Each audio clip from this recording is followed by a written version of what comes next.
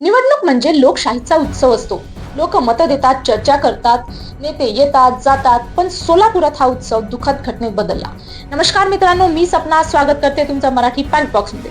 एक तरुण कार्यकर्ता जो निवडणूक लढवतही नव्हता, आज आपल्यात नाही. मुद्दा फक्त हत्या झाली का हा नाही, मुद्दा असा आहे की अशी वेळ येऊच कशी दिली. ही घटना झाली सोलापूर शहरात. वेळ होती महानगरपालिका निवडणुकीच्या अगदी आधीची. सगळीकडे अर्ज मागे घेण्याची घाई सुरू होती. कोण माघार घेणार, कोण राहणार, कोणाचं पॅनल फायनल होणार यावर चर्चा, फोन, बैठका सतत सुरू होत्या आणि याच वातावरणात तणाव वाढत गेला. या प्रकरणात ज्याचा मृत्यू झाला त्यांचे नाव आहे बाळासाहेब पांडुरंग सरवदे. ते महाराष्ट्र नवनिर्माण सेनेचे विद्यार्थी संघटनेचे शहरस्तरीय पदाधिकारी होते.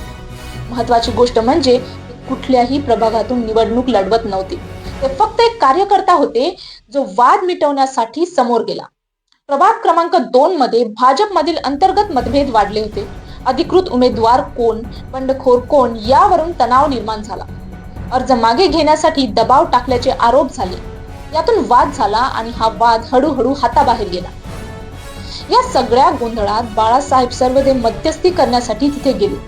नातेवाईक सांगतात की ते फक्त एवढंच म्हणायला गेले होते की वाद वाढवू नका, पण परिस्थिती शांत होण्याऐवजी उलट खूप जास्त बिघडली. याच ठिकाणी त्यांच्यावर हल्ला झाल्याचा आरोप आहे. ते गंभीर जखमी झाले आणि तातडीने रुग्णालयात दाखल करण्यात आलं. उपचार सुरू असतानाच बाळासाहेब सरवदे यांचा मृत्यू झाला. ही बातमी कळताच रुग्णालयाबाहेर तणावाचं वातावरण निर्माण झालं. मनसे कार्यकर्त्यांनी हा मृत्यू राजकीय दबावामुळे झाल्याचा आरोप केला आहे.